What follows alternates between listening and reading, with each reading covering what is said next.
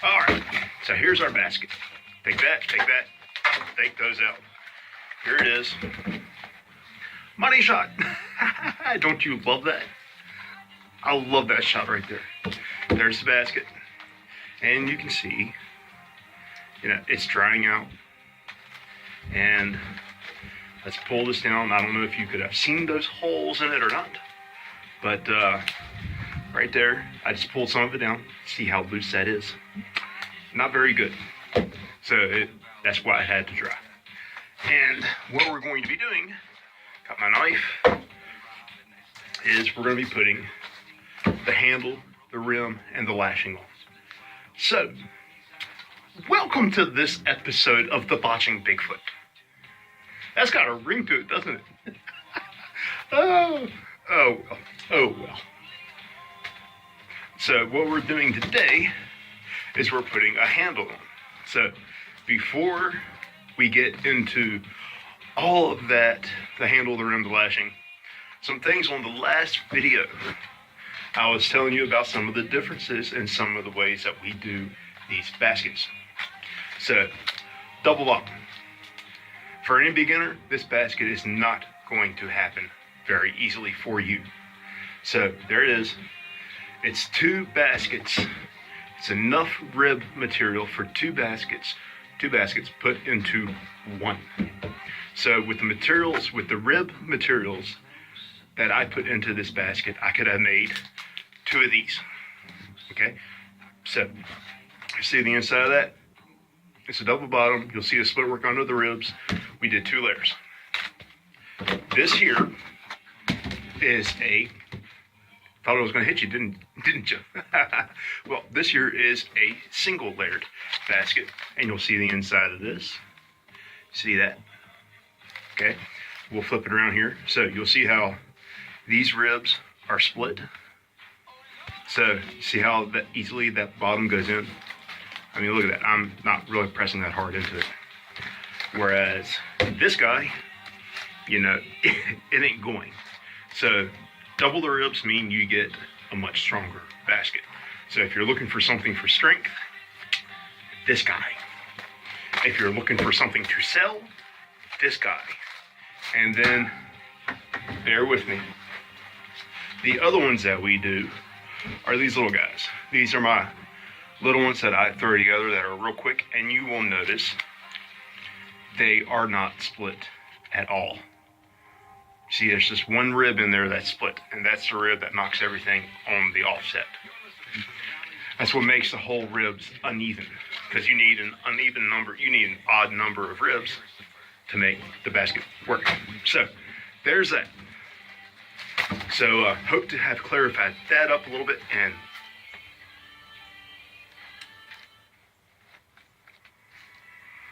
there we go. That's a little bit better. So, this is the basket I'm going to get done on today. We have a lot of stuff to do besides just this.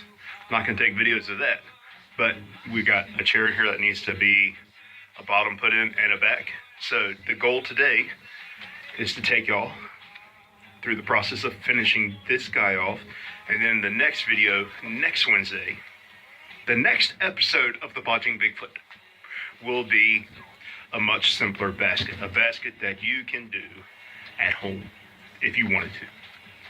The trick of it is finding the wood, not making the basket. Making the basket's the easy part. So, what we need to do, I left my thing of water. Ah well, so let's see how this does dry. So what we need to do is we need to come up here, pull all of the split work down, and you see how much that's moving? Look at that. See how much room that's making? So normally when I do this, because I know I'm going to lose about an inch of height, because you're going to lose about 3/4 to an inch, roughly 5/8 minimum. You're going to want to pull it all down, but when you weave it up, you want to leave enough room at the top to account for that missing height.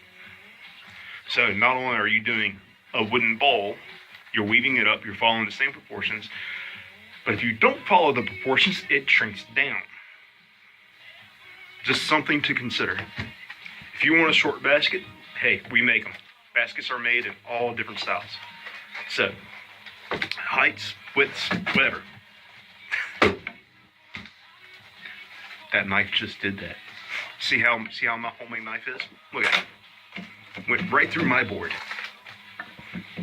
Tough knife. Bigfoot made. Anything Bigfoot made is tough. Just went right through that board.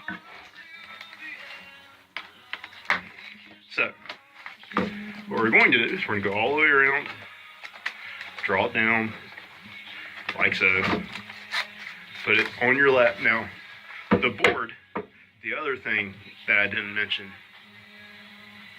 when I see people weave baskets, one of the most common things that they do is they don't just hold it up in the air, they don't just do this, they put it like that. And then they try to weave. We are not in the West. This is Appalachia. You can do that, but our material does not allow us to do that. Now, if you was a Hopi Indian or something out west and you was doing your coiled baskets, naturally you'd put it on a post like that, and then you would do your stitching. But we're not stitching, we're weaving. Just thought I'd get that out of the way. Where did I leave off? Finding where you left off is easy on these because there's always a low point. Wait. There we are. See the dip?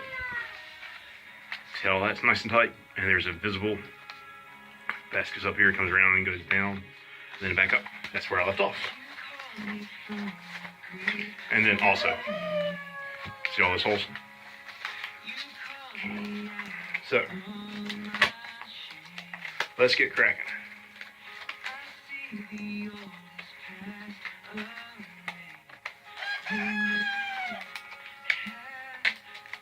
Now with these baskets, you can get as technical as you want to. When we do it for, well, our family used to make baskets for Williamsburg while they were going through a transition period, I guess. That's how we came to know a lot of the styles. Who are you? Okay, Mr. Phone, I don't know who you are. Okay. So,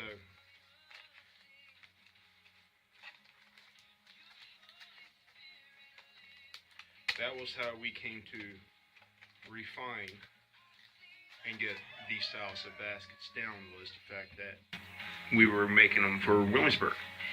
Growing up, that's all we did. In fact, my father and uncle, they made, what was it, close to 700 and some odd baskets in a couple of weeks for the foundation. Yeah, madhouse of work. So, growing up, that's what we did. When the cooks got too old and they retired, they couldn't do this anymore. And of course, because they couldn't do this, there was nobody else in the area really to take it up. And Williamsburg was looking around, and they had a couple of trained basket makers, but no one that could do that quantity that they were after. So somehow or another, the family got in contact, and I remember many times as a child growing up, going down the highway to Colonial Williamsburg. In fact, I remember that first load of baskets, I believe. We took it down, because when my father grew up, and my father, working the white oak wood in my family has been something that's been passed down for generations. Not everybody has learned to make a basket. Nobody, in fact, until the last 2 generations have made baskets. So, with that being said, I'm a 2nd generation basket maker. But my grandfather, my great-grandfather, and so forth, all the way down, they knew how to find the white oak tree, make splits out of it, and put in bottoms for the chairs.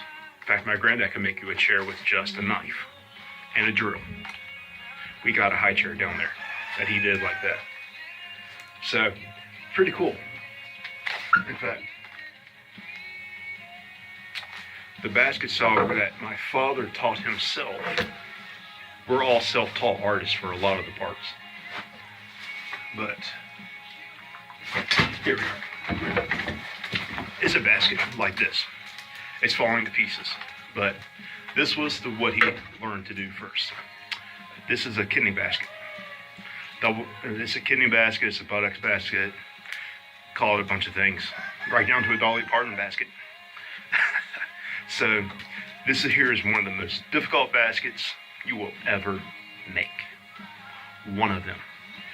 Makes the double bottom look simple. Frustrating. We've got students who have never finished these. So, with that being said, let's get back to it. So, that was what my family learned to do. My father, and growing up in this wood shop, like I had said, in this workshop, now that I look back on it, I really got a really good education. I was in a Montessori school. It's just that the school teachers were my family. Pretty cool. Got the public education and got the Montessori education. Got the redneck Montessori education. So, and we were always encouraged to make stuff in this shop. This is in fact where I carved my first spoon. But when I was like 12. I tell you, learning to carve spoons, especially without having any knowledge of it, just seeing a spoon in the book and like, hey, I want to make one, and you don't have the tools. You had to learn to be creative. So, we're doing this, we're almost all the way around, and we're drawing it all down. And if you, like I was saying about being technical, if you wanted to get everything down, right down to the bottom, you can do hello, get rid of you. There we are. Put you in, get there. So, we're going to sight down it. We want to make sure that it is level. So, if we sight that basket, like I said, of winding sticks, if you can sight that through the ribs, you'll see how right here is a little high. We need to go down. So, see that? So, we need to fix that. So, but growing up, when we were making baskets for Williamsburg, you had to be particular. So, a lot of the family members, growing up, I was taught to keep strict measurements on all of this. Now I've made so many of them, I just freehand them all, fooey with it. I'm not doing this for Williamsburg, I'm doing this for me.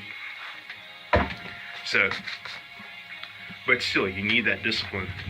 And if you want to, you can come in here to the bottom. But bottom's good. It's back to being nice and tight. So, see how it's slided down. Okay. We'll get a little bit right here. Right here was high. So,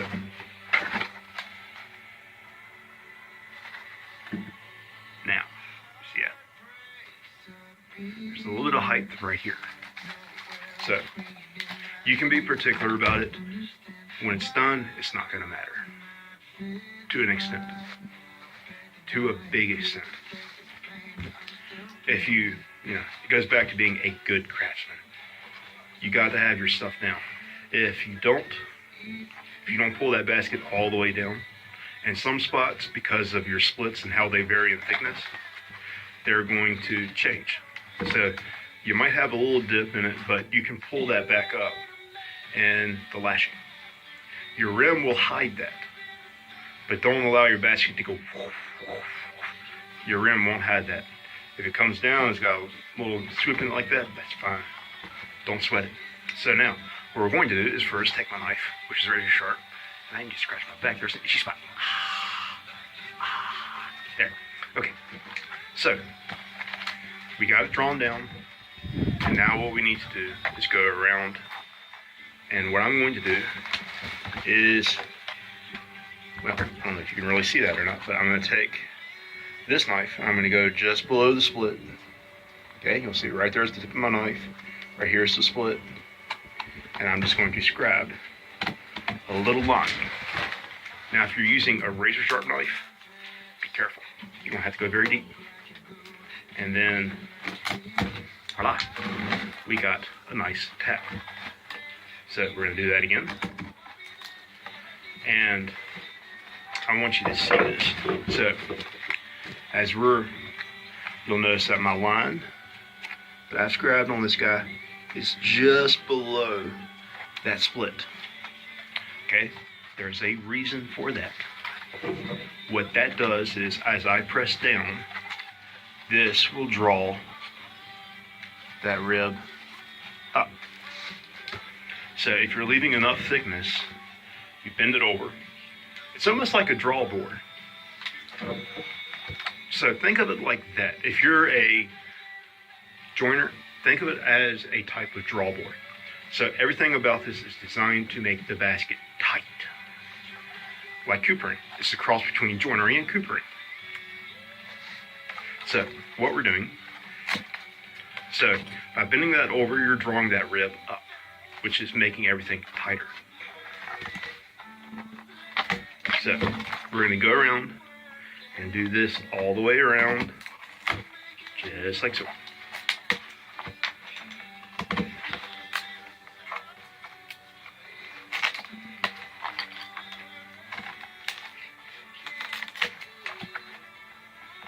And for this stage, it's okay if you put it on your box and you do this.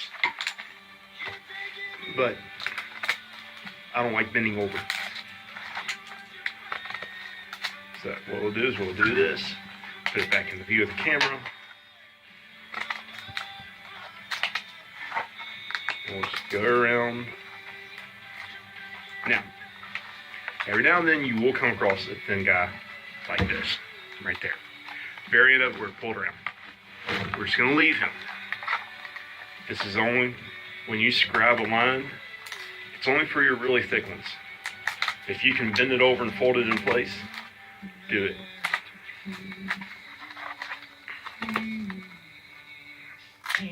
And I like how this worked out. I don't know if y'all noticed in the photo, but all my top ribs are heartwood. All that second layer of ribs is heartwood, and the ribs below are all sapwood, which makes it a cool, interesting pattern. So there we are. And now what we're going to do is we're going to go back.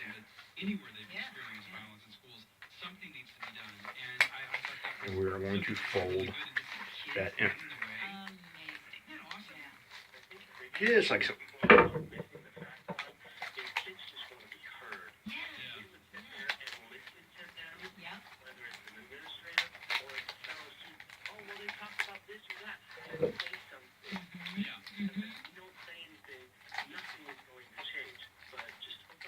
And sometimes you do have to use that tip of your knife. And what you're going to get is that. Okay? So, we're going to do that, and I'm going to, wait, what am I going to do? I don't know. So we're going to tuck these in here a little bit, real quick. And we need to go back and snip these off. So that in the end, it will look kind of like this. There we be. Ta-da! That was quick. So what we've done, we can see that we can now sight that thing. And other than for a little hump, well, right here, you'll see that right there. See it? See it? Right there. Right in through here. It's not that bad. So, what we've done, we went ahead, we tucked it all in. See that? It's nice and tucked in. Got some of it overhanging. I know, it's nice. So, there we are. I know I'm doing it too much with the night shots. I can't help it. I like it. It's nice when it looks like that. So there we are. There's our basket. We've drawn it down. There's a little like I said, right there's that high spot right there. See that?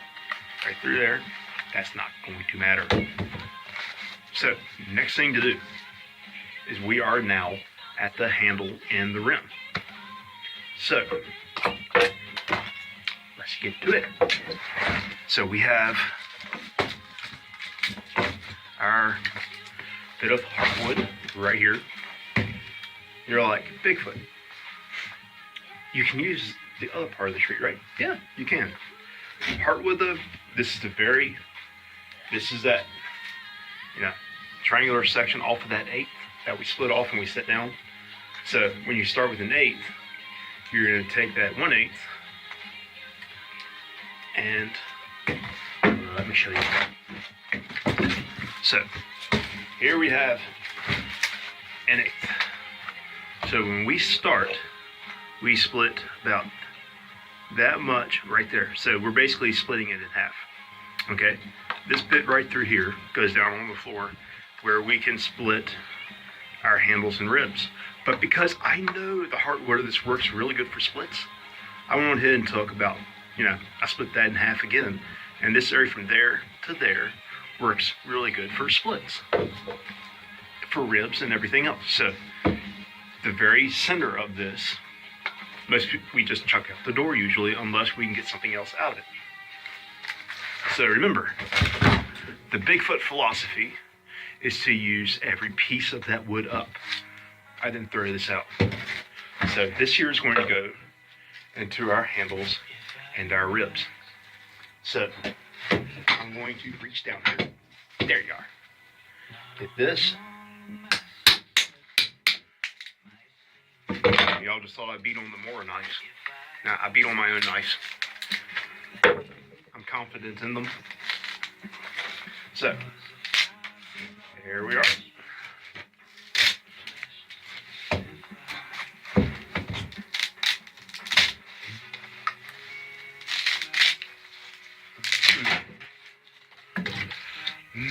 Look how nice and pink that is. That's the hardwood. I don't know if the camera will pick it up, but that is nice and pink. So that's good thickness for it. And what did I do with my leather? Whoops. Whoops. I'll be right back. When you start, make sure you always got your leather.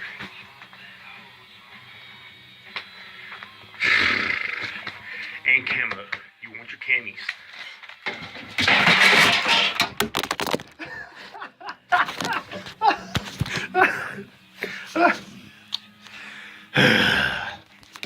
Okay. So let's whoop. Okay. This isn't gonna work. Camera stand. We're having technical difficulties at the moment. Don't you love it? Oh well. Whoop. Come on. Stay.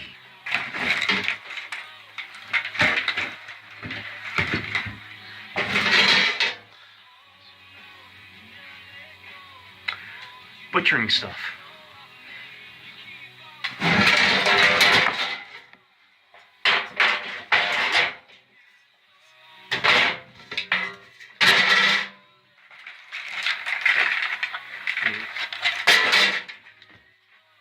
Now please, stay. Oh, I gotta love it. Okay, so. Thank you. Okay. Technical difficulty over. Beep. Okay, so. What we have is we've worked it down. Forgot my leather. Make sure you always get your leather. Leather protects your leg. Not from splinters, but just from simple wear and tear. Like, that could have been your pants. And if you're a guy, that doesn't really, Girls, it might be okay and it might work. Guys might like to see that, but girls, if you do that, nah, just take a pair of scissors. You'll cut and slice your leg up and it'll just be gross. Don't. So, there we are. There's our basket. And what we're going to do is we're going to go ahead and square this on up.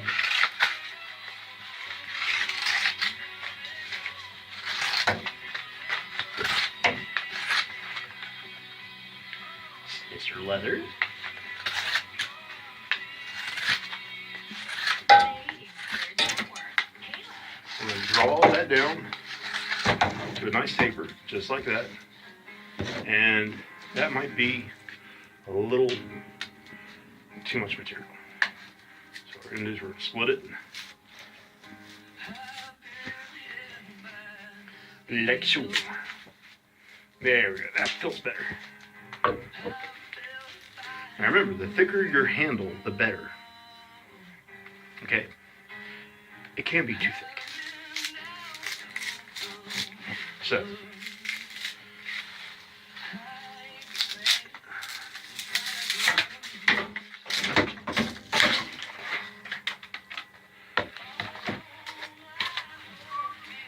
okay, right there's what everybody fights over.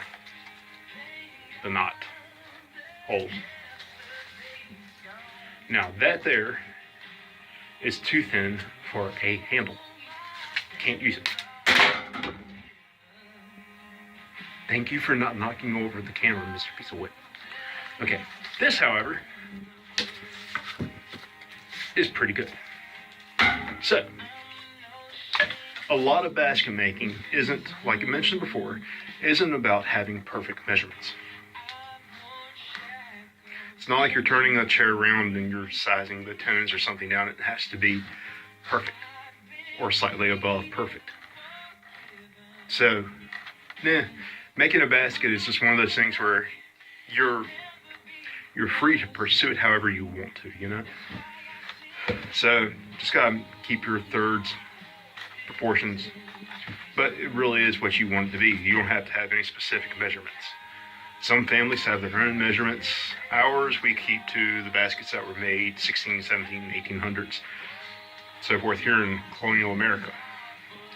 And when you make so many of them, you just get an eye for it. So like this here is one of the, I think I said gallons, maybe half gallons. No, gallon. This here is a rough gallon. Ribs were about 2 inches. No, 2 inches. Wake up! Okay, 2 foot. So ribs were a rough 2 foot. It's a rough gallon. Though I'm looking at it, it might be a half a gallon. My sizes are a little bit more generous than what they should be. So, if you're a baker, it's a gallon. No, if you're a baker, it's a half a gallon. If you're the average Joe, it's a gallon. Get it? Okay, I'll shut up. Okay, so, there's that. Everybody's gonna be fussing at me like, dude, you left the knot hole. You didn't cut it out. I don't care. So, what we're doing is we're measuring this piece out. Every basket has its own measured handle. And some baskets, if you're doing a run of them, like if I'm doing like 20 of these, and they're all the same, you know, just get the measurement off of one, cut the whole length off the log, make all your handles and stuff up. And if you leave enough material, if you add about another 6, maybe 7 inches onto it, you'll usually have enough for the rims. Just a heads up. So, right here we are. That's kind of how I want the basket handle to look.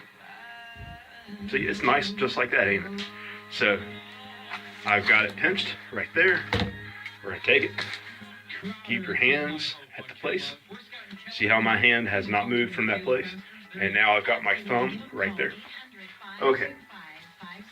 This is how you use that knife as a saw. So, got the thumb, bend that over. We're going to scrap a line right there. Very common technique.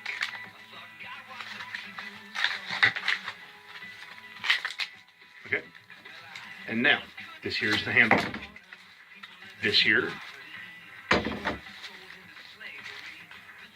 may make a rim. I'm not going to do it. Today's just not one to work out. I will. So,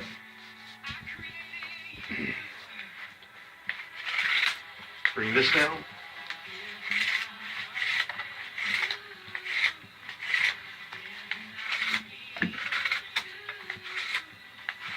Alright. So, there it is. Got a swell in the center for the handle. And now, clean it up. Take your knife. Do a couple of plane cuts, just like that. What we're doing is we're using the knife as a plane, 45 degrees, shearing it.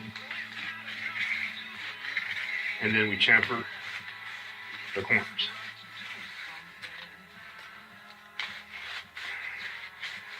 This way it's comfortable on your hands.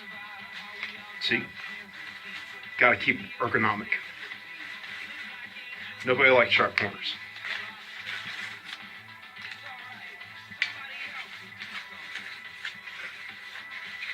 Alright, so there we are. There we go. Nice smoothing cut. On the back side, you only have to clean up that swell right there. There we be. See, it's not quite as splintery. It's nice and smooth. So, but still the same thickness. See that? Same thickness. Which doesn't do good for getting into that tight split. You can't force something that thick. Like, you can't force something that thick into something that thin off the get-go. Not unless you're willing to break stuff on the basket. There's a trick. Let me show you. We're going to thin it down.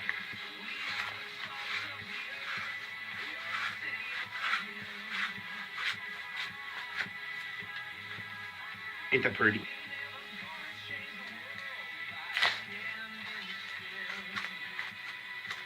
Alright, so there we go. See that? See that nice taper in it? See how thick it is? Not very thick now. And what we're going to do, we're going to take a taper and we're going to point that.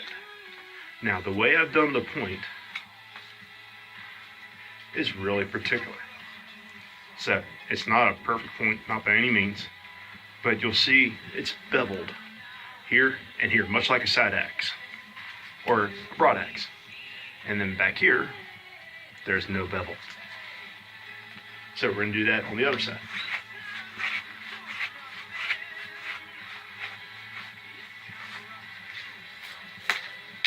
Pull that off. Bevel cut, bevel cut. And remember, we gave ourselves about another 4 inches, 6 inches or so of excess material. Sorry. It's cold. Don't know if you see it, but it's not too cold for a Bigfoot. I should have closed the door, built a small fire, and knocked the chill off, but yeah, spring's right around the corner. Helps keep the flu away too. So, we're going to take it, and what you see me do is you see me take it and just bend it to a nice curl, much like this. Now, mind you, we haven't steam bent it. It's still green. There you go. That's the same thing I do for the rim. And you'll see what I was saying about the handle. That's the handle. That's the rim.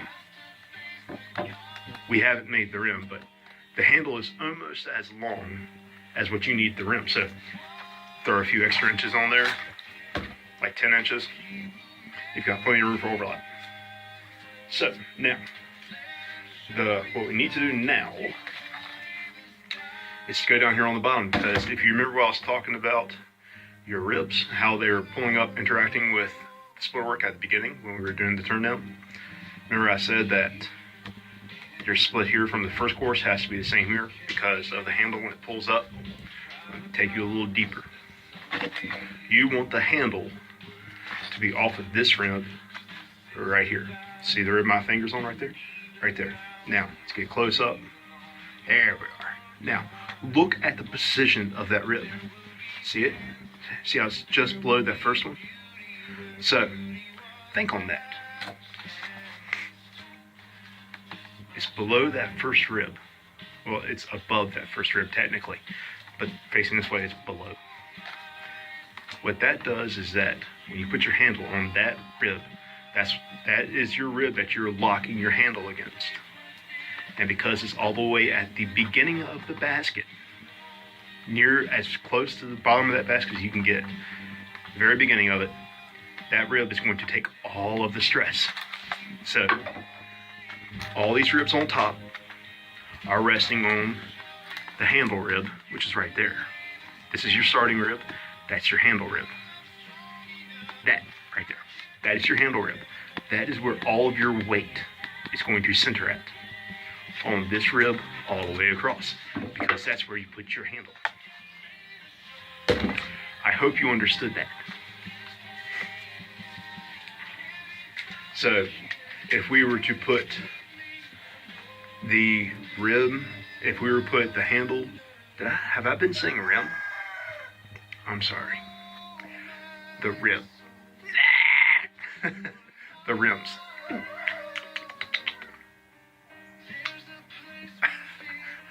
The handle. There. The handles. Today's just not my day. Bear with me. So, we're putting the handle in the place where the basket itself will be able to take the most weight without ripping itself to shreds. So if we was to put the handle, say, on the top rib, which is that guy, the very top one, this guy right there, what would happen is that rib would pick up and wouldn't be no strength there. So we're intentionally putting this handle in a place where you are going to have the greatest amount of strength, much like you do a chair. So, right there, see how nice and easily that goes in? I hope you see that. So, right there. And right here.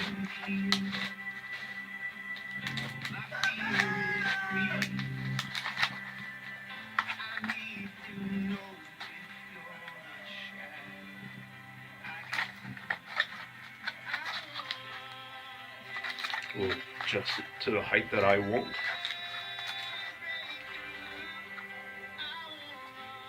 And that's good for me. I like it.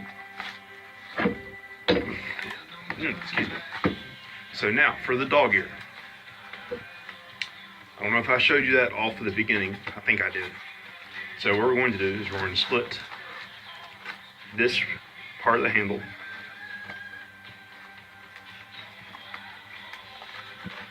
and you don't want the top of this. Okay, see how we split that? This part right here, you do not want to be thin. Okay? Why, you say? I just got done saying a lot about weight because of the weight. Just saying. Thin stuff in baskets is not always good. It makes things easier, yes, but it's not good. And we'll use the ball of our thumb just like that. So what I'm doing is I'm pressing that in and I'm letting it roll right in there. So I'm just basically doing that motion with my thumb. And it's in. And if I'm not happy with it,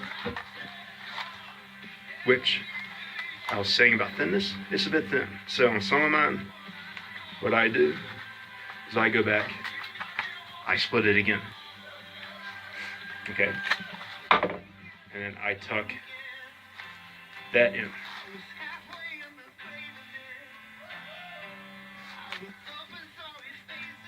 I hope. I didn't cut it too short. I did. Okay, I didn't. So there we are. So now that's doubled up. See that? And this guy here, we'll just come back, trim it down just like that. We'll take a long cut. See that taper? It's like we taper off that split. And we'll tuck it in there like so. Okay, see that? That is a typical dog-eared style handle. Very common, very simple to do. You will see that done in a lot of baskets. And a lot of antique baskets, that's the first thing to go is your handle. Yeah, your handle is usually the first thing to go because of that right there. What happens is that just through the wear and tear and everyday grind, they wear out. Those pieces break through, they get grounded on stuff because that's outside, there's nothing protecting that. So if you used to do that 30 years, you're going to wear that out. So that's why I'm saying make it thick. We've doubled that up, got a good thickness. 75, 80 years, this basket shouldn't need a handle. I hope. Unless the dog gets a hold to it. There's been a lot of dogs that have done that. Some client comes back with a basket, "Can't you fix this, please?" And it's all dog chewed. Oh, I'm sorry. I'm sorry. So what we're going to do is we're going to do that on this handle here again. And here's my starting split. I don't know if you see it. See that? So you'll see that I'm taking a bit of a bigger bite on it. So I'm going farther than halfway. Why, you ask? Just so I don't have to double it up. So you want the thinnest part of your handle to be right there. So right there we are. You'll see a difference in the thinness, I hope. See how that's that thin? That's nice and thick. That's what you want. So we'll fold it over. Use the ball. We will fold that over. We'll use the ball of our thumb. There we go. Ball of our thumb, do that.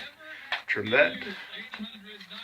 And this guy here, that guy there. And remember, your split work on the top, on the bottom, is very thin,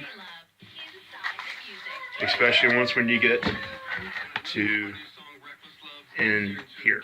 Okay, right in here is where, right here, right there, that course right there is where we doubled our ribs, our rims, blah blah blah blah blah, our ribs. There we are. So we've doubled our ribs up there. That's where we added that second layer. That's where we had to put a thin split. Keep that in mind. So, and what we did is we cut a point on the end of that, much like we did at the beginning of the handle. That way it could feed itself under. Because the less you cut it up with your knife, whatever it is that you're using, leather punch, don't care what it is, it all leaves marks. So, there we are. It's done. Handle's on. Time for the rim. There we go. What can I say? It's been a long week. Been super busy. So, I'm going to be making a lot of mistakes in this video. But the problem with this video is, once when it's done, the basket's done, it's done. I can't redo it. So, bear with me. We're going to make better basket videos. So, here's that piece again. You know. So, what we're going to do, we got a jam right there in the wall, in the framing. Tap that. And this guy, you want to be thick. When it comes to various parts of your basket, there we go.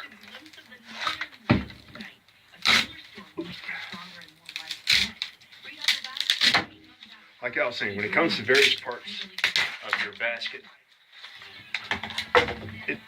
it's your personal preference. Every basket maker is different. Every basket maker makes different baskets. Not all two are exactly the same. You know, it's like a spoon carver. Unless the spoon carver is going off of other people's patterns. Nothing wrong with that. Especially if you're learning. You need to have that guideline. But with baskets, baskets toss everything up in the air. You can do whatever. So, baskets is one of those more freeing things. The trick of it is learning to get your materials.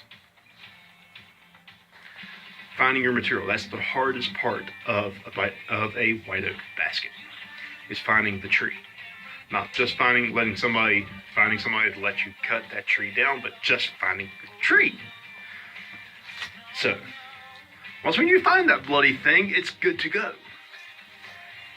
Unless you cut it down and everything, unless you go out, you hunt it down and everything's good to go on that tree. You cut it down, you take it all the way back, and you bust it open and you work it down, and every growth ring of it is brittle. That has happened on numerous occasions. That happens as well. So you never know about anything until you start making your product. And that tells you your time. So here we are. This is not the rim. This is that very center bit. This is that bit of wood that most woodworkers are like, that's the unstable stuff, get rid of it. You're right. It is very unstable. It is not very good. And we've worked it right down to that point. So guess what I'm going to do? Out the door it goes. This here's the last piece of it. I might be able to get some other stuff out of that. Because see, most woodworking rules don't apply to this. You'll notice that when we make the basket, everything shrinks down, doesn't shrink this way, that way, it shrinks down. We're taking bits of the wood that are very unstable for most parts. If you carve a spoon out of it, it's going to break. If you're going to carve a bowl, it's going to bust wide open. It's going to go like that. Most woodworkers throw it out the door. I might be able to get another rim or two out of that. Or if it's very, very good wood, you can use it right down to the pith. I've done that too. So, here's the rim, or the blank for the rim. What we're going to do is we're going to work stuff around without knocking anything over. Again. And what we're going to do is we're going to roll this basket. And we're going to start right here. So you'll see that in there. Thank you. And we're going to roll that basket around much like a compass on a wheel. Or the wheel measure. And we're going to come back. Right there's our starting point. Here's that side of the handle again. Do not cut it off there. Come over and cut it off here. See that? We're giving ourselves extra room. Why, you say? For the overlap. Duh! So, sorry. So, do that. Tough little basket. Saw. Do that. Now, there's our blank. With the knot placed right there at the end, but that's okay. As one person at work likes to say, that's okay. So, now, we're going to square it up, much like we did before. Come on. Piece of wood's been in here crying out all week. That knot is going to take the tomahawk, which is dull as a fro, might I mention. Because it is a fro. Get it? Tomahawk. It's a throwing pound. Never mind. Bad joke. So, here we are. And now what we're doing is we are sizing this down. Come here, Mr. Hawk. Okay. The good thing about basket making is knots you work around. See that? You do it right, it goes into the shaping. So, and that's what you're left with. So it's not something that you have to work through, it's something you work around. Aha. So what we're doing is that now, as I'm bringing this, as you're seeing me cut this piece of wood down, what I'm doing is I'm aiming for, there we are, I'm aiming for about 2 courses. So I want the width of this rim to be 2 courses of split work. There's a reason. Some basket makers prefer 3, some 4, some 6. But just imagine 6 courses, that's like a rim. That's like a rim like right there. That's a thick rim. That's a high rim. So we don't do that because, like I said, we like to keep everything proportional in our baskets. And traditionally, it was 2 courses. Every basket I've ever seen from the 1700s, 1800s, 2 courses. And that allows you to put a bit of finesse into your rim. So if you like things looking good, it gives you a smaller, cleaner detail. And you will see that in the end product today. So we're going to cut right through that swell. Thin that down. Now, if it's, thank you. If it's just over two courses, that's what you want. You don't want it to be thinner than 2 courses or narrower than 2 courses of your basket. 2 courses already got on, because remember, we have that dip in here somewheres. Where'd it go? See how, what I mean, it just kind of disappears? See that? It's gone. It's disappearing. I ain't, nope. Bad handle. There we are.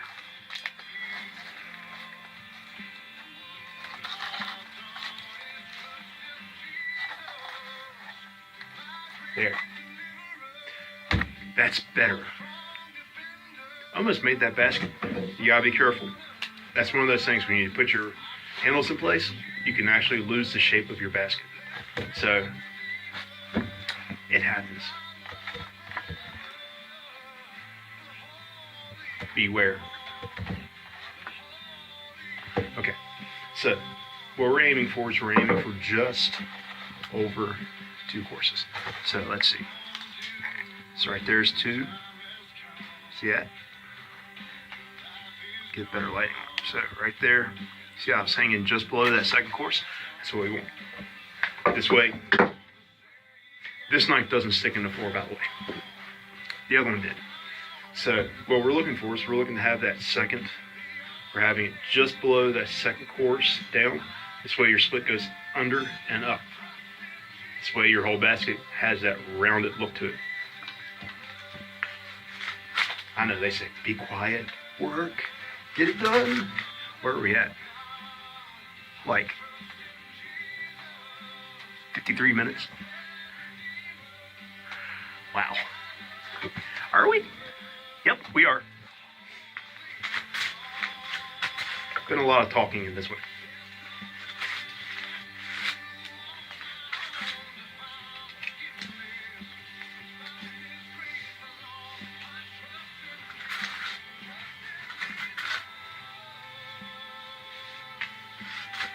All right. So, there we are. Next step, just like the handle, we're going to round it over. Round it over. So, I don't know if you can see that, but we've taken the corners off, and the back side of it, you're just going to make it nice and flat. All the way. Just keep it flat. That's the part that rests against the back side of your basket.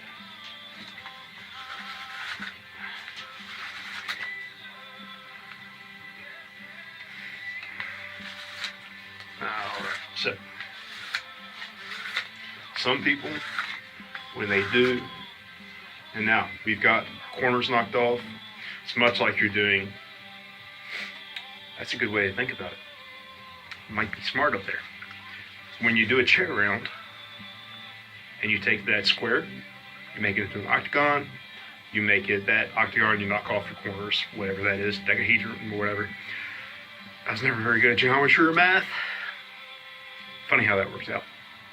So what you're doing is you're just knocking off all your corners. So you're taking a rectangular bolt, you knocked off the top of it, so you knocked off the 2 corners on the top to whatever the half of the octagon would be. So we've done that, and now we're going to go back and we're going to trace those lines out. We're going to cut those lines down, and we're going to round it over like that. So every one of them now, we're just going to go through and round it over, just like so.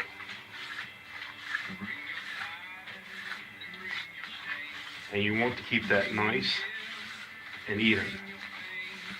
And sometimes you got a thick spot on there. If you got a spot that's really wide, you can always come back because you've now made that top edge thinner. You can always come back and trim that down. So that's what we got now. See that? And this here's where that knot was. So it's roughly rounded. Right here doesn't matter. But to see the rest of that, that's nice and rounded. See that? So that's what we're doing.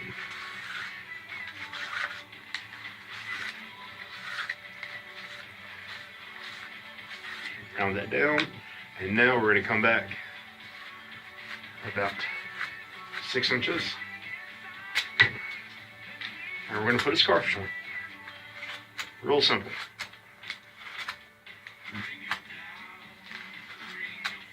So now what you're basically doing is you're making a hoop.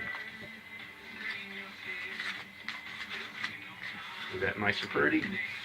Purdy, purdy, purdy. Come back.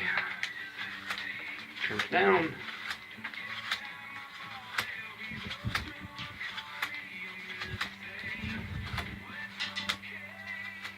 And I like to make my scarf joint disappear. So you'll see the curvature of the piece. See how that wants to go that way? Because this is where it came out of the tree. So this here is closer to the bark. So what we're doing is we're introducing spring into this rim by that orientation, because it's going to want to keep going. This here is going to want to go like this at all times, right? Whenever the weather changes, this is going to try to spring out, and thus it keeps the basket tighter. Mind blowing, isn't it? All the things that go into a little basket like this. So there we are. That's the first course. And you'll notice that we're not steam bending, we're not putting this in boiling water. There's nothing in here. It's just green wood on a day where it's probably like 36, 37 degrees. I haven't seen any ice, so it's probably about 38, maybe 40. But I can see my breath, so it's right around there. So there we be. There we are. So let's test it out. Put it around, and we'll see just how close we are. And remember, having a lot more stuff on here is always a good thing. Better it being too long than it being too thin, too short. So there we are. So right there's the end of my scarf. You'll see where that being such a thick piece, it split. See that? It split. We're not going to worry about that because this piece goes right on top of it. And I had about an inch to spare. It's good. It shall work. But just for the sake of it, I'm going to come back here.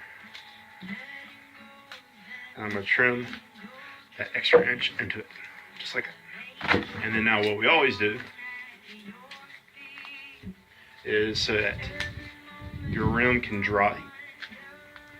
Because remember, as a basket maker, we don't do it one at a time. We do several at a time. So we go through stages. Everybody does it. So what we do is we take it, put it in there, clamp it down like that with our hands, twist it up, pinch it, put it in there and now that can go up there on the racks up there waiting for the lashing. But this is a video.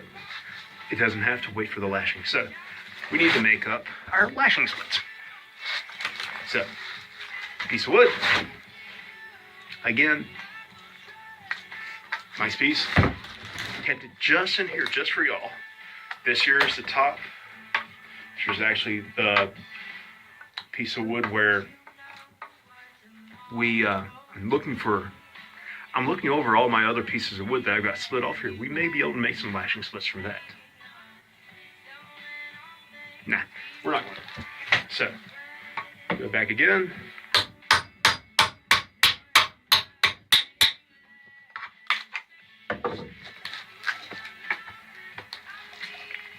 We'll get that in there. Make sure everything stays in place. Twist this.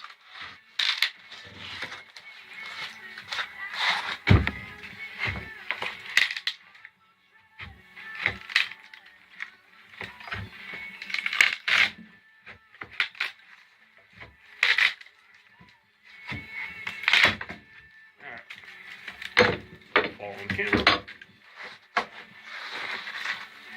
So, all of your rough wood is right here in this piece. This piece here, you may be able to get some splits out of, but they will be beading splits, not lashing splits. Now, before we go too far into this, we'll work it down. You'll remember the trouble I was having with the outside. Okay? Remember how I was making the ribs and it broke? And I threw it off? Well, this is where it's going to work against us. Because traditionally, lashing splits always come from the outside. That's where you get the best wood. And it's the best because that's where the sap flows through. That's the newest wood that's been formed. That's where your sap is going through. That's right next. Well, your sap is actually going through the cambium, but this is the wood that sets next to the cambium. So it's the wood that sees most of the nutrients that go up and down the tree. It's the healthiest of that piece of wood. The rest of this is dead, especially when you get into the hardwood. The hardwood's all dead, gone, dead. So what we'll do is we'll pull this apart. And we'll just let the camera roll.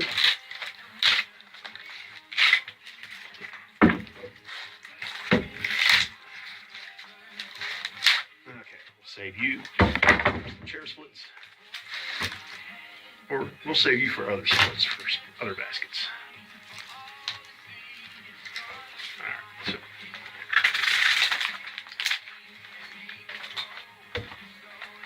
you we will set right there. That will go good there.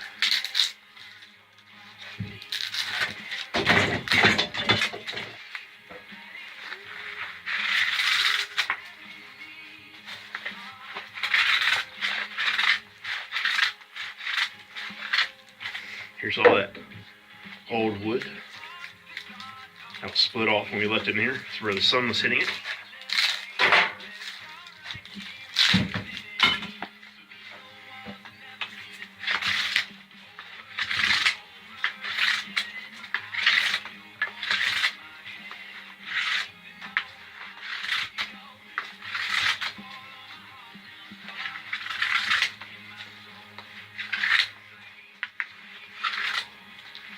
Oh, crap.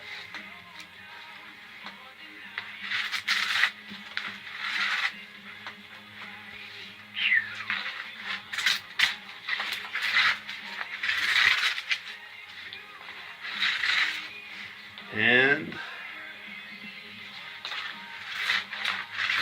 I think that will be good. We're right there.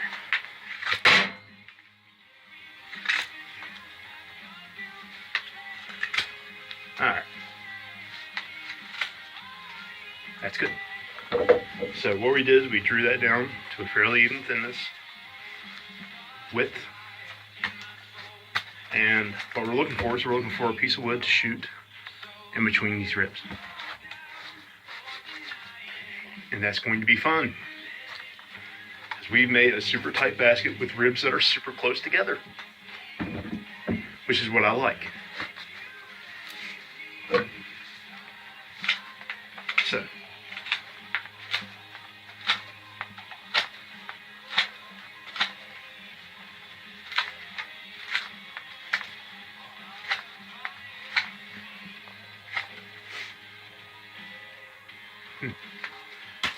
might be somebody coming up.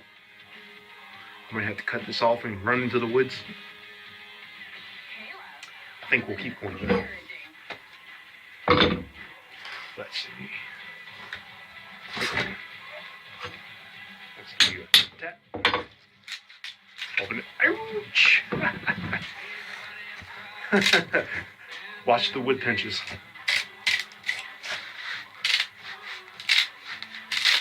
Alright, so we know that the outside of this isn't so great for splits or ribs because it's brittle.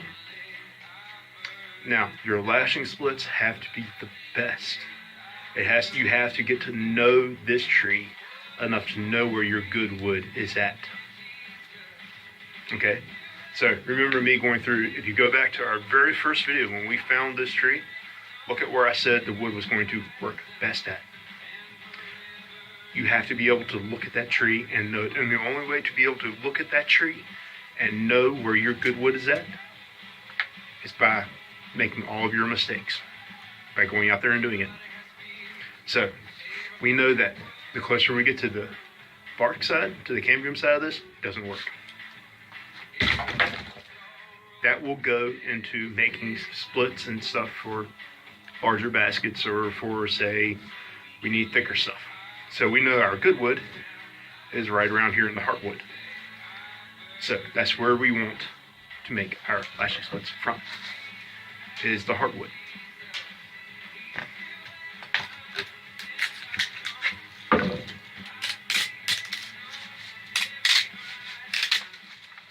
So there we go. And now, don't need the tomahawk.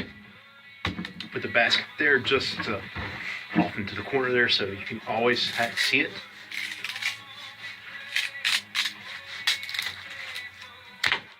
That.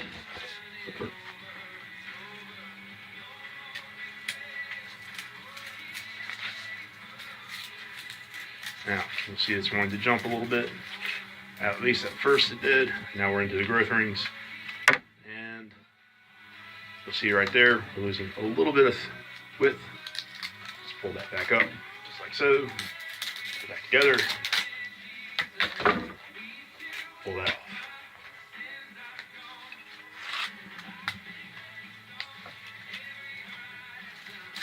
Whoops.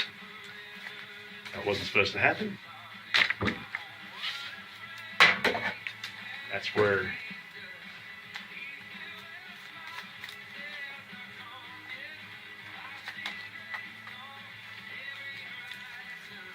there we go.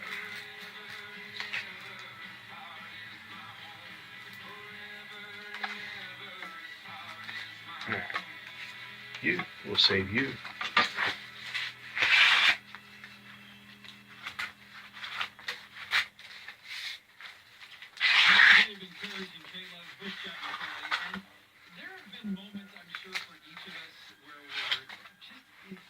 You down.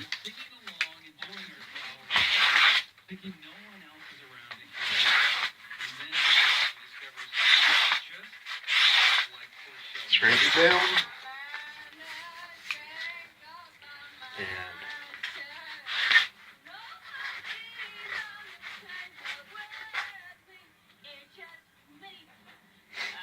And okay.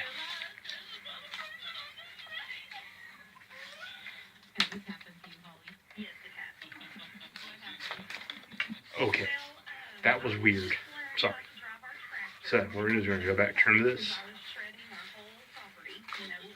down just a hair, and that hair turned out to be a bit more than I wanted.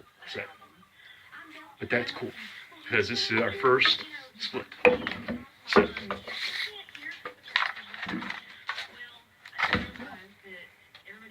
Hufflepuff.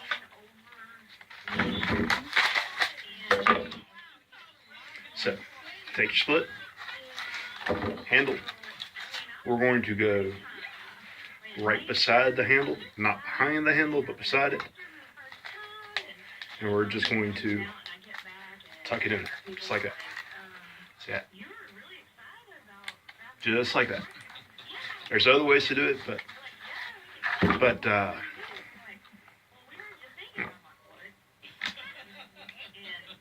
okay. Well, there's other ways to do it, but you'll see some other baskets where they will go out, they will loop that, they will let this come out, tuck it back up, pull it in, never comes out. If the basket is tight, you do not have to do that. Just so you know. Now, because of how thick, how wide this split is, and how narrow our space is in the ribs, you have to take your knife, you have to open that up. But that's okay. At first, what will happen is it'll just scoot all the ribs over a little bit. And then after that, it'll start to cut into the ribs. So, but that's good though, because if it cuts into the ribs, what are you creating?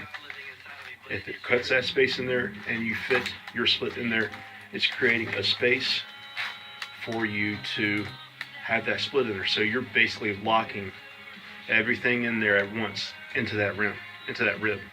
So you're not just locking your split into your split work, but you're also locking it into your rib work. Your rib work. There we are. So I hope you understand that. So the more into your ribs you can lock stuff, the better. It's almost like building a log cabin. So you're locking everything together. So you don't want to force any of this in there. You want it to lock in there.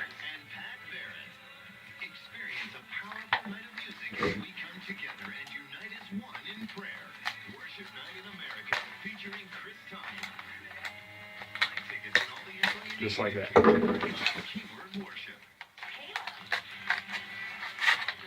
Where a thick blade knife like mine does not come in very handy.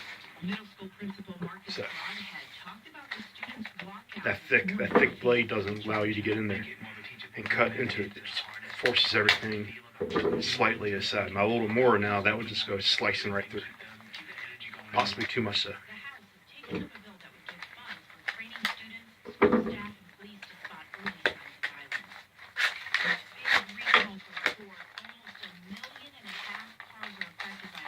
Including Ford Fusion and Lincoln MKZ. The steering wheels could become loose or even detached when you call the dealer. Well, 9 students are still in the hospital after yesterday's bus crash in Arizona, and families remember Harris Hologon. The bus driver lost his life.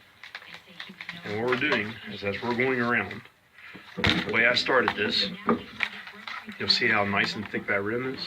See that? It's a nice thick rim. It's going to be really strong. I love that. But that's me personally. Some people don't like such thick rims. Me, I like a thick rim. Fooey with the rest. It just feels right. And you'll see where I was talking about it going underneath. So our splits are coming over, going underneath and up. See that? And there's the inside. And as I'm doing this, I'm pulling down on the split. This is one of the few times where you want to pull on the split. And when you put your rim in, you can allow that piece to hang out, go around, tuck it back in, or what I do is I like to go ahead, put it in a loop, and lock it down as I go. Lock it down, and when you get to spaces like this, you can always take it, tighten it up, press it on in, and you have it in place.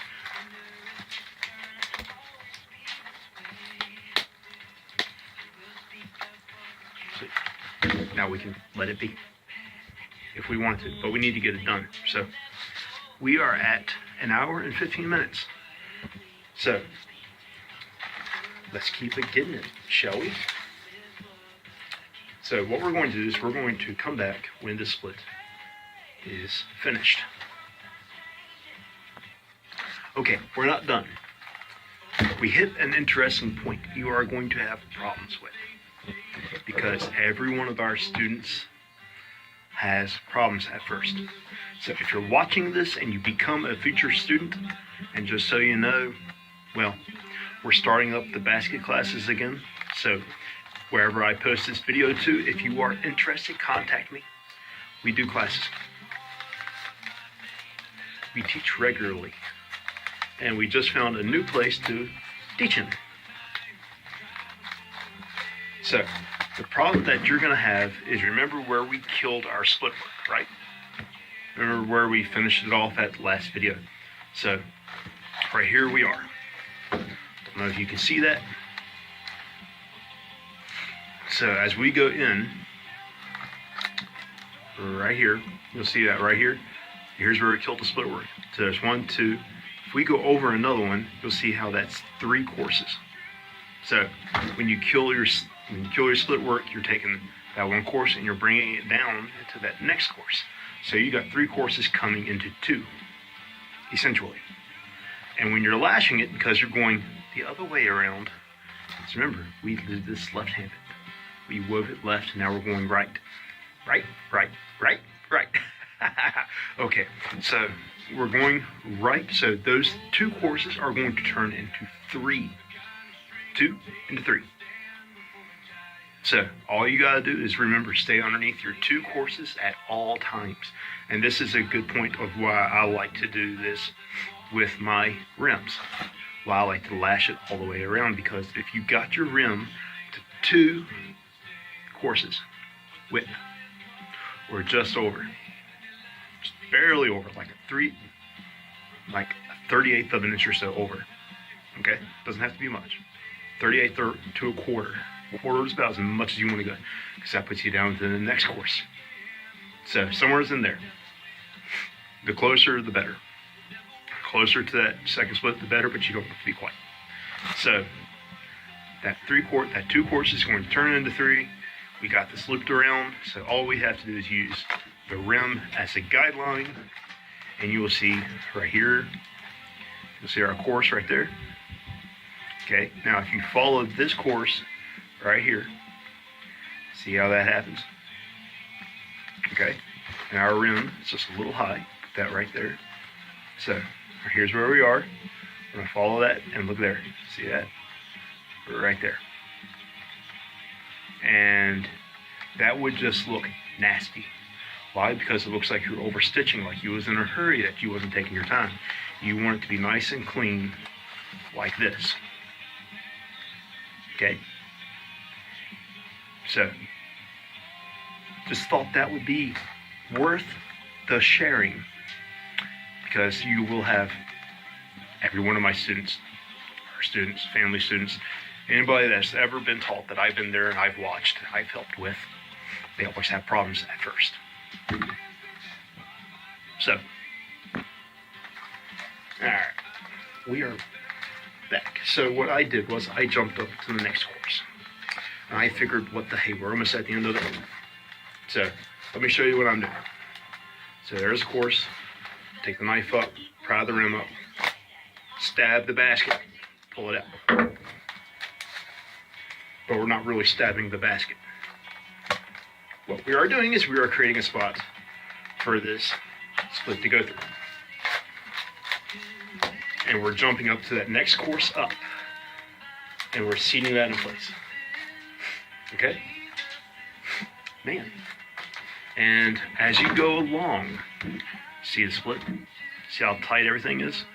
See how much we're making that real raggedy?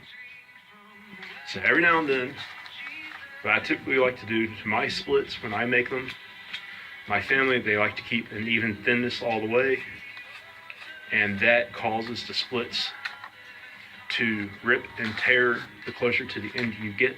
So when I make my lashing splits, I always leave the point end thick. That way it acts as a little needle as it goes through. And then I also, what I just did was I tapered it. I also like to taper. And if I would have done that at the beginning, we wouldn't have had all those raggedy ends. See, I'm out of practice. And now because we've done that, we need to open that space up somewhere. There we go. There we go. Remember, me looking like I'm fighting this is not a sign of unskillfulness. It is a sign of how tight your basket really is. It's a good thing. If it looks like you're struggling with finishing your basket, that is a good thing. If it's got really wide spaces, like this guy here, okay? This guy here is just one of our typical everyday work baskets. Look at the spaces. He is not going to be any problem to lash at all. Just, it's done. It's more of our quick woven baskets. It's what happens. Some people like I said, different styles of baskets. This is more typical of a Page County type basket. So wide spaces, and we'll use almost the same size, maybe a little thicker of a split. I might use a full thick split in there, full width in there, and it will lash up really nice, really quick. Don't want that. Not for this one.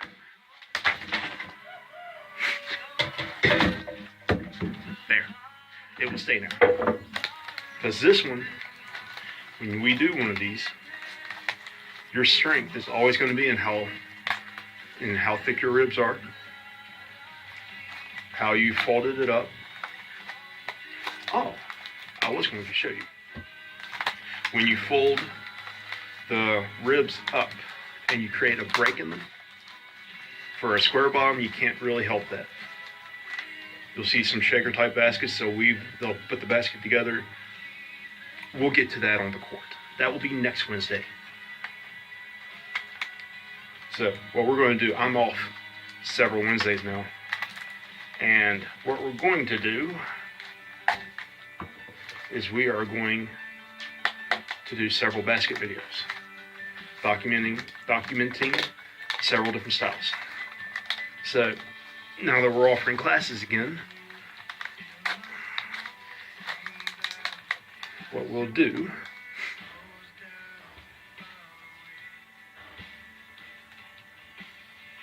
I need to get that fixed in my cabin. So what we'll do is we'll go through, and like I said, this is not a beginner's basket.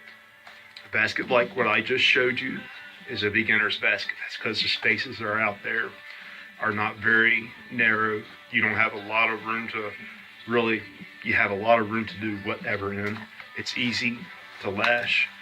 It's quick to produce.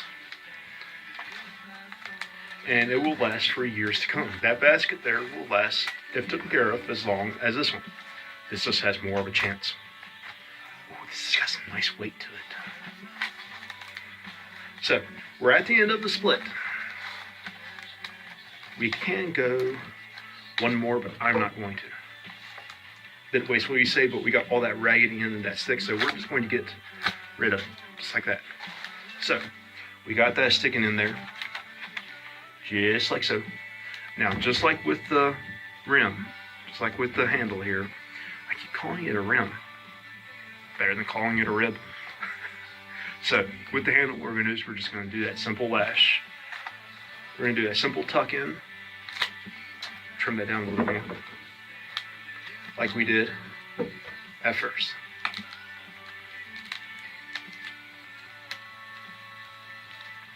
So, there we are. It's in there. It's tucked in. So we need to make some more splits.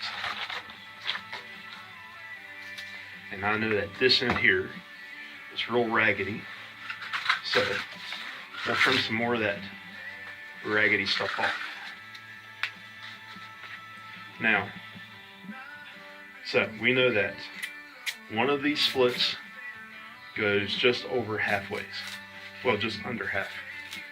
It would have gone close to being half, but it goes just under half, so we will need a total of 5 lashing splits, which this piece of wood will definitely give us. But typically, short splits for this, even I don't like, because when we come back around, we have to go inside that split work. You can't just take a knife in there and poke it, because you'll cut the split. And if you cut the split, you've lost strength. Right? You're right. You don't want to lose strength ever. So,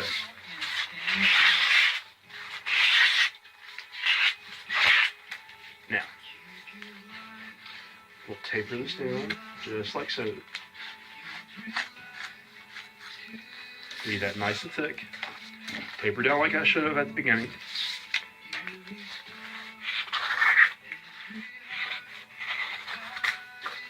Get rid of that rag. Trim that up, just like so. There's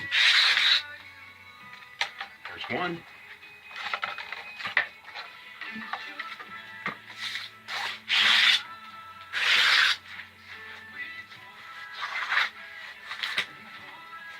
Rid of that.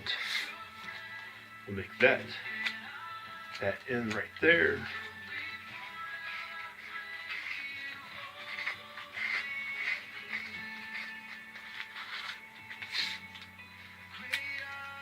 There's 2.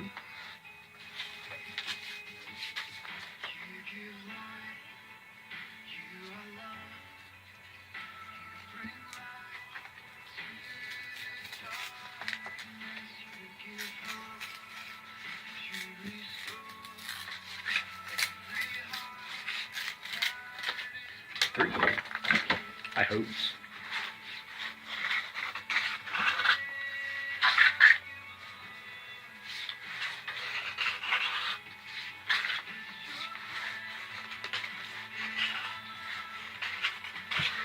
Okay.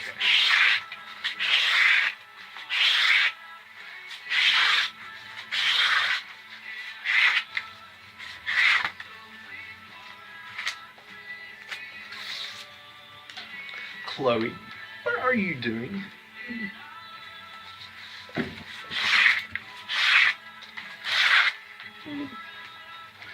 Yes, you.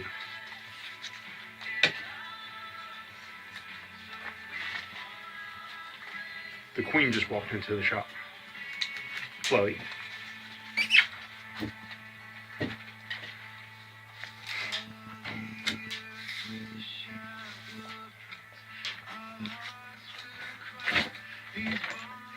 Vulture's gonna knock it over. There. So, got a number more splits. The reason not to prepare a bunch of them ahead of time is simply because they dry out very fast. So when you make these, make them out of green wood. Whew, that wind. So when you make them out of green wood. The moisture in it will stay a lot longer than it would if you dampened it. Remember, when we were weaving this thing up, remember how quick those splits were drying out? Yeah. This will stay greener for longer. Because remember, the sap in the tree is quite different than the water. It's the lifeblood of the tree. It's the blood of the tree. So the tree's doing everything it can right now to keep that in there, to keep all the nutrients and stuff in there, right? So it holds on to moisture longer, to that sap longer than it would if it was just dumped in water.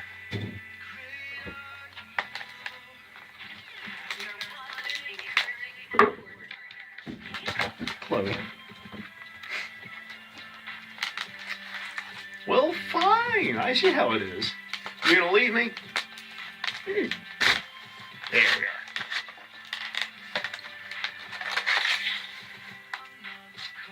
See you, Chloe.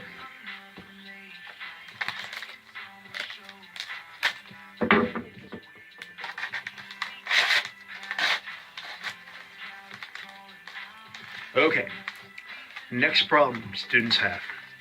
They get to this point, they bring the split in like this, and they go back. No, no, no, no. You need to take the split outside of the handle, like that, and come around.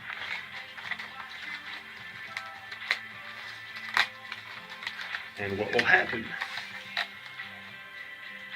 is that because you're going to the outside of that, you're going to form an X. It's one of those things that really doesn't matter, but all the old baskets, they brought the split work to the outside of the handle. So here too, we're going to copy that, and we're going to bring it to the outside of the handle. Okay, Mr. Split, I was not very appreciative of what you just did. Okay, that's what happens when you got a raggedy end and you force it. See that? So, we just lost a good bit of split there.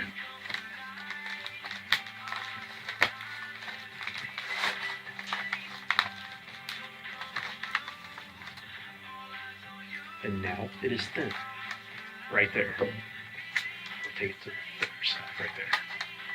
So, we will come back to this when, well, to you it's going to be like, right there it is.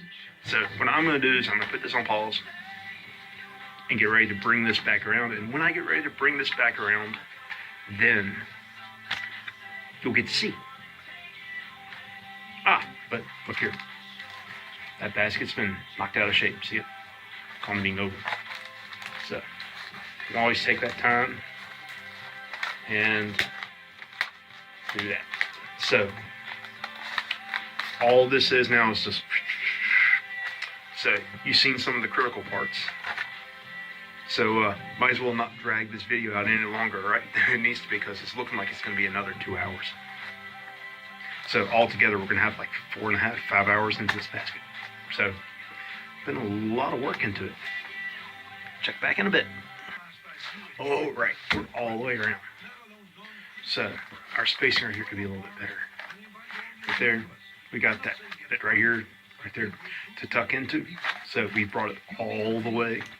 It's lashed all the way around. And right here's a very good point, right here. There, that's from it being a little bit too wide. Your basket will tell you if your splits are too wide or too narrow. That's the other thing. When the ends go real raggedy, you're basically forcing your splits through two pieces of wood that don't want to budge. So what's going to happen is it's going to create a sizer, for lack of better words. Pull it through and it'll cut it down to the appropriate size. But I actually split that one in two. So that was my bad. So I don't like spaces like this in my baskets. I don't like it. But there's nothing I can do about it. Because you can't cut the split. If you cut the split, it's gone. So we're just going to have to leave it. And fix it on the next one. Make sure it doesn't happen. So, we're back around, we're going to tuck that in, take this, because this loosened up right there, see that? Tuck that back in, put that in there nice and tight, take the knife, we'll use that edge to bite into the split, and we'll pull it down. So there we are. Do a little bit of shaping while we're at it, which you can't do on a wooden bowl. Bring it into shape. And that's the other reason for your thickness on your rim. The thicker the rim, the more it'll hold its shape. And because your rim's going to always try to uncurl, because of the way that we did our grain orientation on it, it's going to keep it there. So if the rim's trying to uncurl which pulls this basket, the inside of it keeps it pulled out. But because of the handle, the added thickness of the handle to that, and our lashing, because we're going to do another layer of lashing. Some basket makers do that one layer, that's it. But because we know that this is going to try to undo itself at the top, because of the spring that we put into that rim. Spring is important, regardless of chair making or baskets. You want your spring. So we've added a spring up here. We know it's going to try to uncurl a little bit as the weather changes and the seasons come by and all that fun stuff. So as it uncurls, we want to add another layer of splits on top to make sure it doesn't do that. And that when it does, it has the strength. These splits have the strength to withstand it.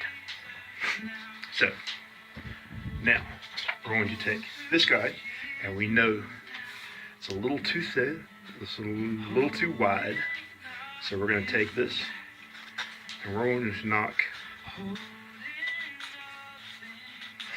this down in its width.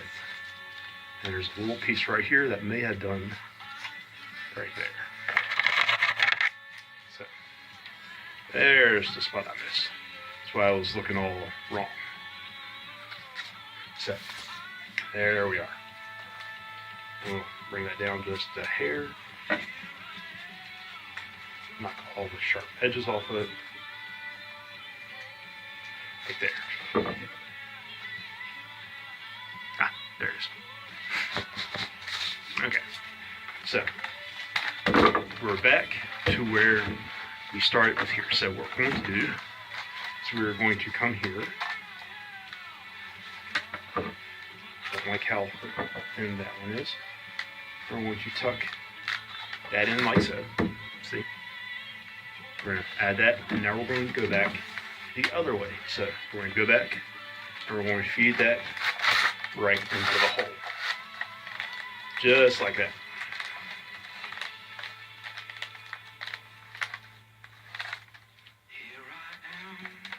And I don't like that. So what I'm going to do is I'm going to pull that up just like that. And we're going to tuck it in behind the handle.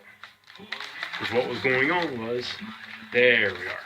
So, right there's our X. See how nice and even that is? So when I put this split, the split I just added, when I put that over here, it made it just seem off. So we've evened it up. See that? Nice X. And that's what we're going to do all the way around. And now, because you've added that first course, and you went through all that trouble to size everything down,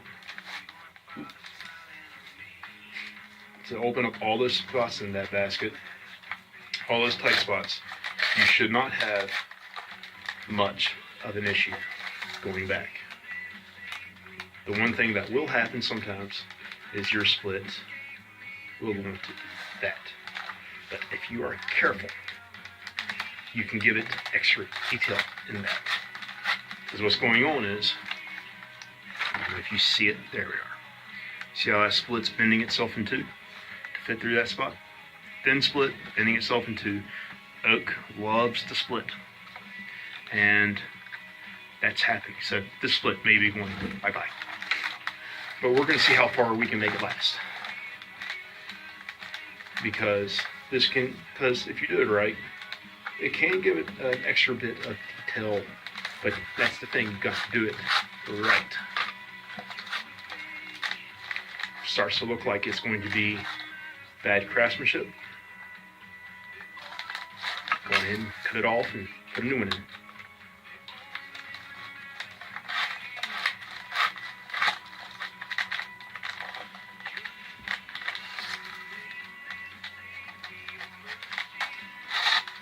But we're going to see if we can make this work. Because remember, it took time and effort to make this split. And if you're all the time cutting them off, replacing them, you're wasting a lot of your time. See, like that, right there's what I'm talking about. See that? Bad. So, we don't want it to go all on top of itself. What we're wanting to do, we're wanting it to That's what the twist on it. There we go. So that's it. We've rode the course with that split, and we've wasted that little bit of time it took into making said split. But that's okay, I guess, because that split will go into another basket. So all your short pieces like that can go into a basket. But you do not want to be doing that all over the place.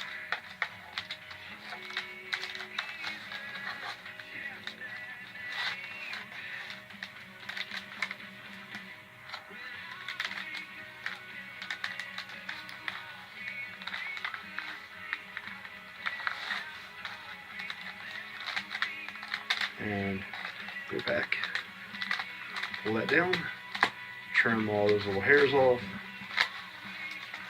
and we'll readjust that. So that's what we have. You really don't want those splits in there like that, but for this basket, just for the video, it will work. So, do I have any more splits? No, I don't. So we gotta make some more. Encouraging Kayla for Scott and Kelly, and here's Hillsong Worship. What a beautiful name. There we go. Now, right here should be enough, or give us enough, for the 2 baskets.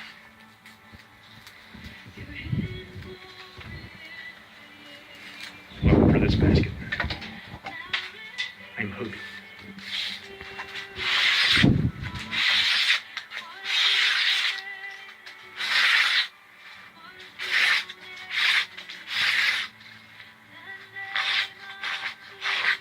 Now, what I got going in here, see that?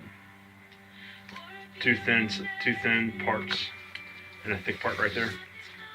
So, as you're thinning it down, you don't want to be getting into those thin parts.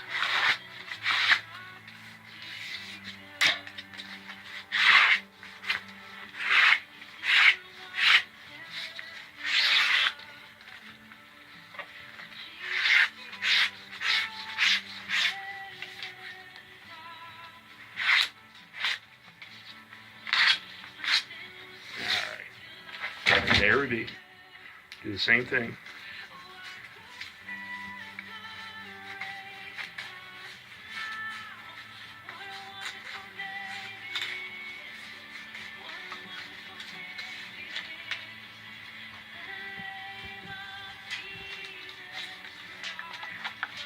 Save you aside.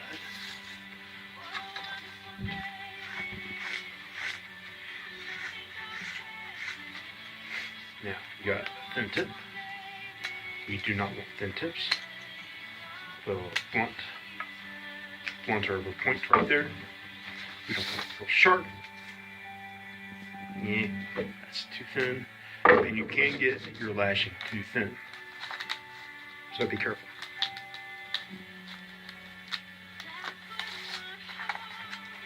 And now we pick up again. Just keep going around. Be careful not to split that split. Get it? Split the split. We split the split and we're trying not to split the split. It's a madhouse. You can literally become a basket case by doing this. Lord Almighty. So, and sometimes some of the wood you work, you see it doing that again. Sometimes that happens.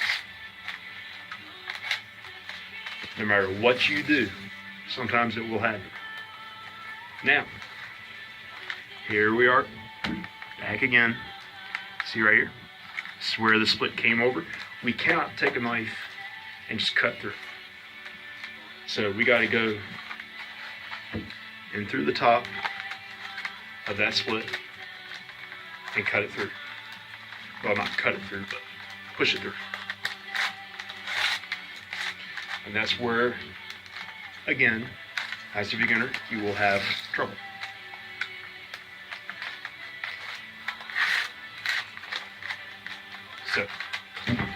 you'll see it right here. Okay, right here's where we just went. You'll see that we're going under the split. So this is our first course. This is our new one. We went under it. But right here, you see right there, where we had to go over on top of it. Because that's where we ended it. So your first split, you want to go all the way around. That way you don't do that. The less times you have to do that, the better. Just simply because it takes that couple of extra seconds to line it up right to do it. Make sure you're not busting anything. Really, it's not that big of a deal, but when you're doing production stuff, it can kill you.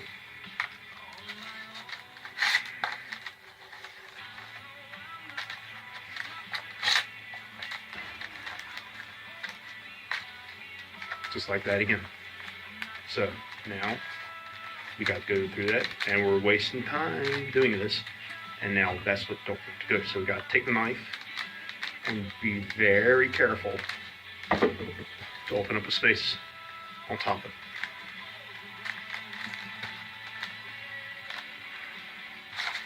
And without pulling my beard through the basket, there we go. That would be terrible. Get my beard caught up in the split. How to explain that one at work. So,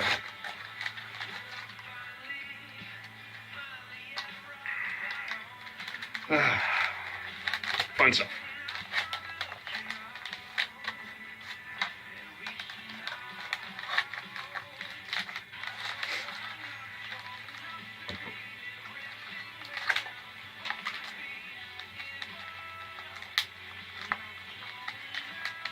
Okay. So that's what this basket is going to look like when it's done all the way around. See that? It's almost there.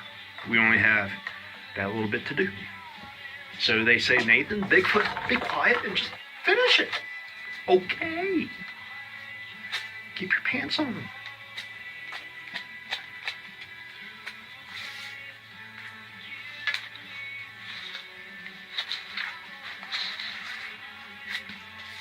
See what you made me do?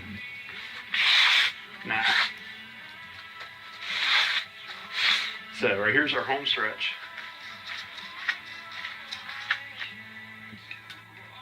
Sure that.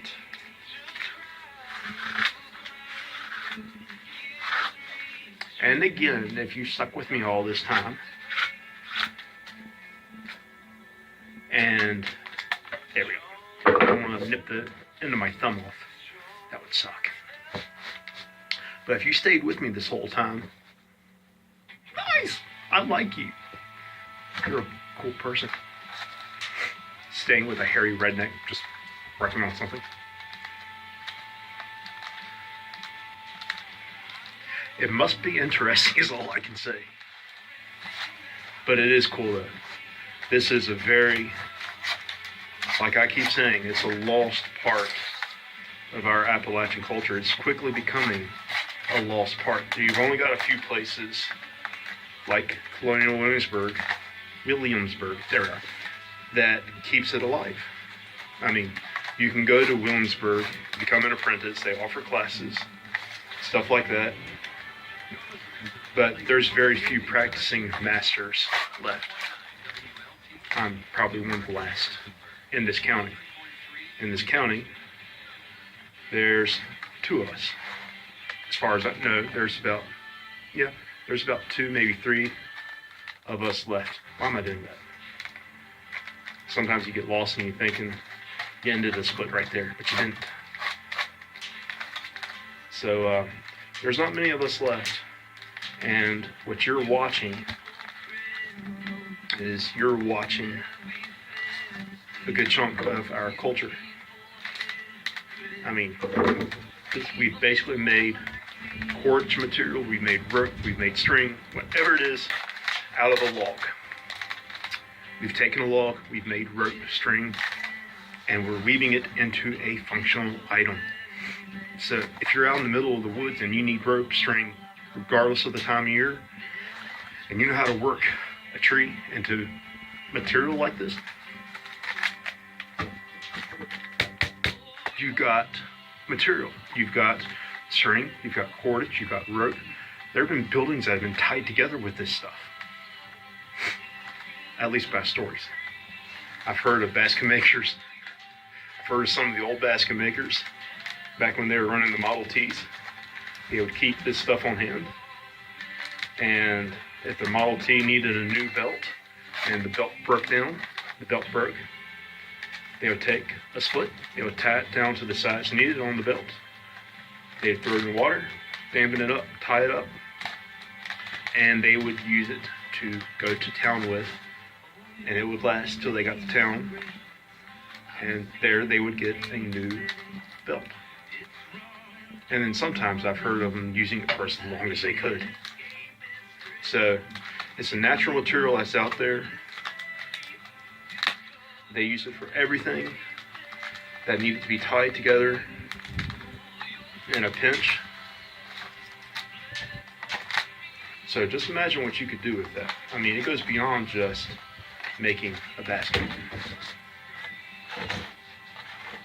So we've hit a spot where it's just two little lashings left. See that? It didn't go all the way. So where's the short piece of split? Do I have any? Right here. Perfect. So here's that one that didn't want to go. Mr. Split, your time has come. You are now a man. Or a split. You are a manly split. I know you're a pretty split too, don't get me wrong. Problem is you're just short.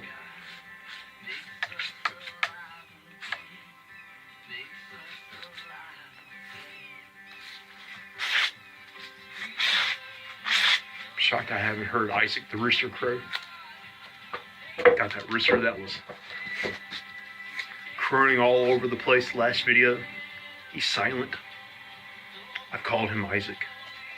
I've named him Isaac. He's been quiet. So here we are. Where are we at? We're almost at 2 hours. So all said in total, now the basket is practically done. There we go. Tuck it in, save that. Because all of your splits that you take time to make have time in them, and you don't want to see them wasted, even if they don't go for an intended purpose. So there's the basket. A little bit of trimming left to do on it. You'll go back, all these little hairs, you can get rid of them. I don't sand any of my woodwork.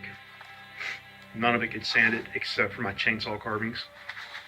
So that's about the only thing I sand. Nothing else. None of my furniture, none of my bowls, none of my spoons, none of my baskets, nada. So what you can do with handles like that, I don't know if you see all the little hairs. There you go. You might see the hairs on it. So you can take a knife, scrape it off.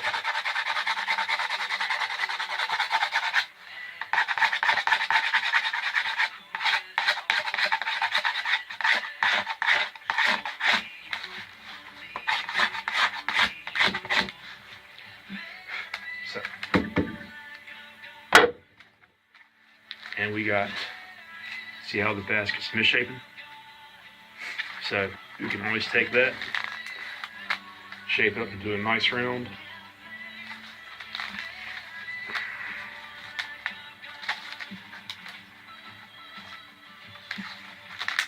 Pull the handle over just a hair. That way it's more center lined. And there's the Whiteoak basket. See? It's done. There's the money shot. except it was better with all those ends of the ribs sticking out, but there it is. A traditional handmade white oak basket. Ew. I swear to you, that's about halfway. See? That just makes it look so bad right there. Ugh. So, there we be. Not bad, not terrible. Not the best one I've made, but this one here is a fairly typical work basket. So, if I do anything double bottomed, we can get fancier than that, but for the video's sake, and for the first one, documenting the process of the white oak basket, this is a good one to do. So, I hope you've enjoyed this episode of the Botching Bigfoot. It's been a rough one, I know. Thank you for staying with me to the end of this one. If you have, hit like, subscribe, whatever. Doesn't bother me. Not really. Because this is documenting the processes. And our next one we're going to do is going to be a simpler basket. One that will be easier for the typical beginner. This basket, yeah, good luck. It's not going to be that easy for you as a beginner to start off with. So we're going to cover that next video. I just wanted to document that one. That's the double bottomed. They come in different sizes. We'll get into that into the next video. So, Bigfoot signing off.